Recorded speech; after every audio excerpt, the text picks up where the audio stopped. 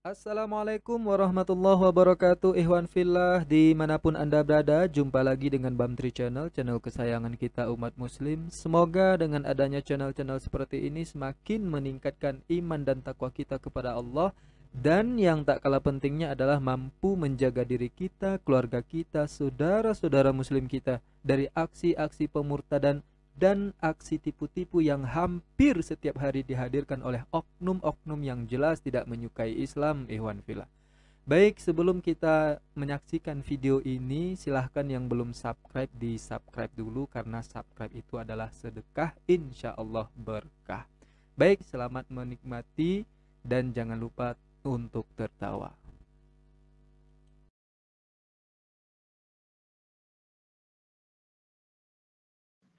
Dia bertanya, saya jawab, dia tidak mau terima masalahnya. Sekarang giliran saya bertanya toh, boleh?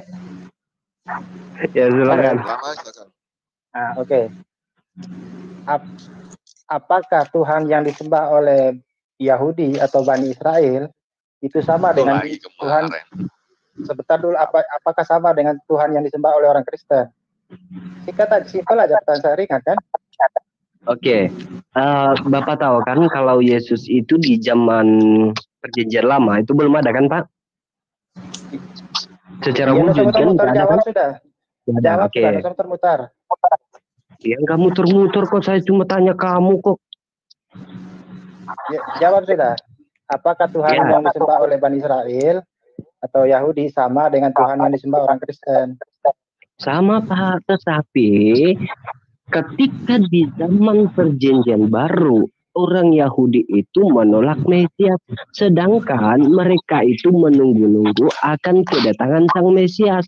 Tetapi sesudah Mesias itu datang, bukannya mereka mengikuti, malah mereka melawan.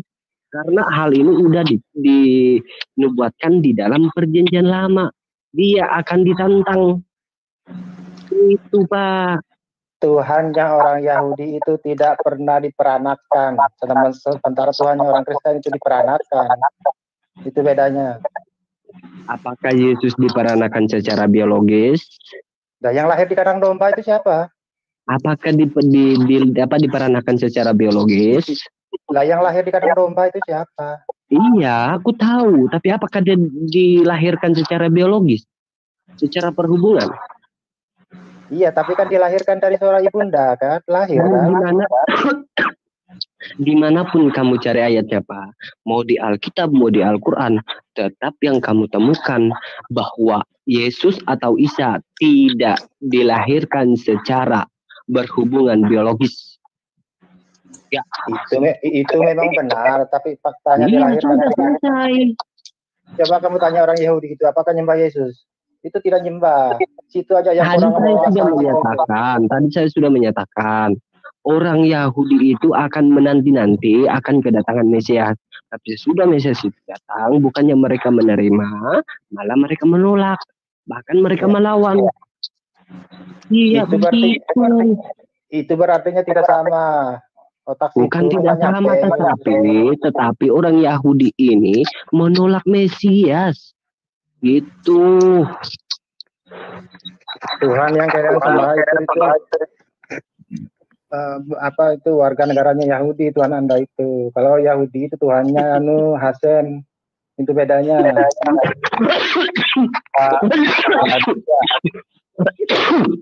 Ya. Ya. Aditya. Ya Pak Yesus. Ya, tadi kan Anda bertanya apakah Tuhannya orang Yahudi sama dengan Tuhannya orang Kristen. Tadi ulama muda sudah menjelaskan, itu sama. Cuman pemahamannya orang Yahudi dengan orang Kristen berbeda. Kalau pemahamannya orang Yahudi, mereka masih menunggu Mesias. Sementara orang Kristen itu tahu bahwa Mesias itu adalah Tuhan Yesus, begitu ya. Jadi Anda yang tidak paham, Anda yang salah mengerti, bukan Tuhannya yang berbeda, gitu Pak Aditya. Kalau penjelasan Pak Yusuf ya, Ya saya terima lah, walaupun tidak benar itu tidak apa-apa lah. Soalnya beliau kan yang punya channel ini. Tidak apa-apa lah.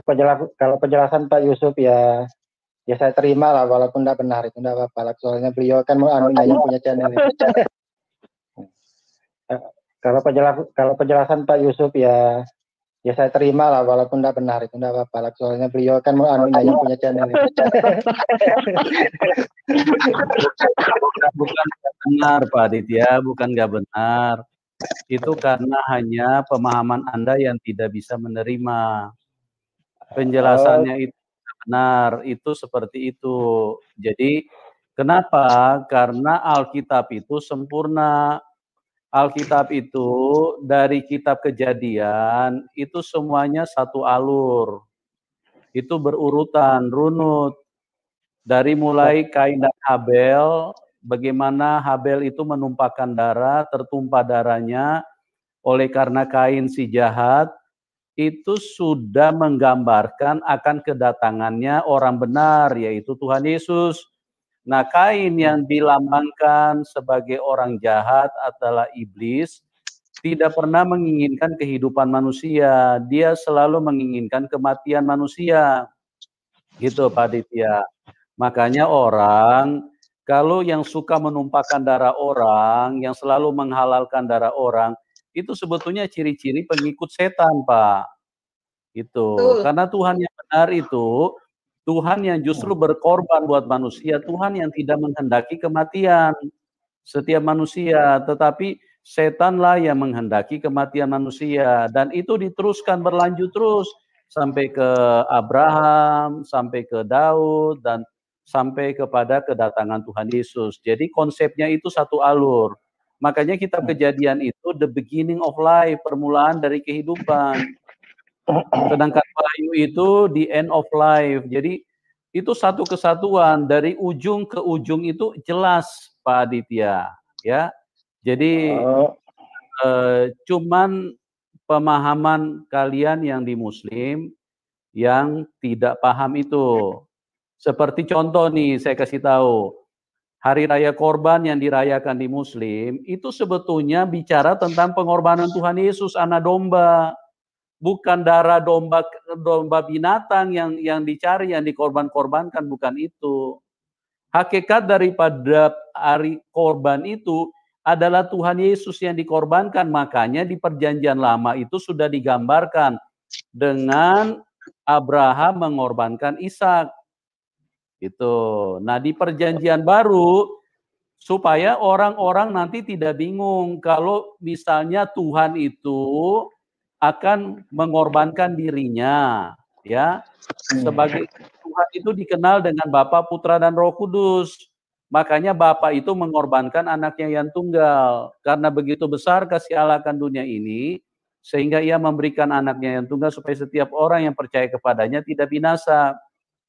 Seharusnya kita inilah yang disembelih sama iblis, ditumpahkan darah kita, karena memang iblis itu dari dulu suka menumpahkan darah, tidak pernah menginginkan manusia hidup. Itu pekerjaan iblis, Pak.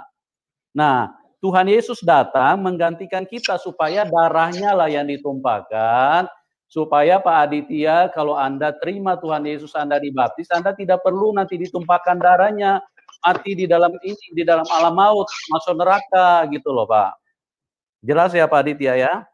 Oke, saya sepakat dengan Pak Yusuf Manubulu bahwasanya orang Yahudi itu berkorban, memotong sapi dan lembu atau domba dan sebagainya. Sementara orang Islam memotong kambing, sapi maupun kerbau.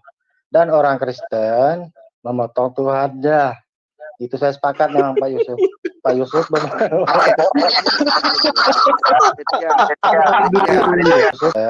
bahasanya. Oke, saya sepakat dengan Pak Yusuf Manubulu bahwasanya orang Yahudi itu berkorban, memotong sapi dan lembu atau domba dan sebagainya. Sementara orang Islam memotong kambing, sapi maupun kerbau. Dan orang Kristen memotong tuhaja. Itu saya sepakat dengan Pak Yusuf. Pak Yusuf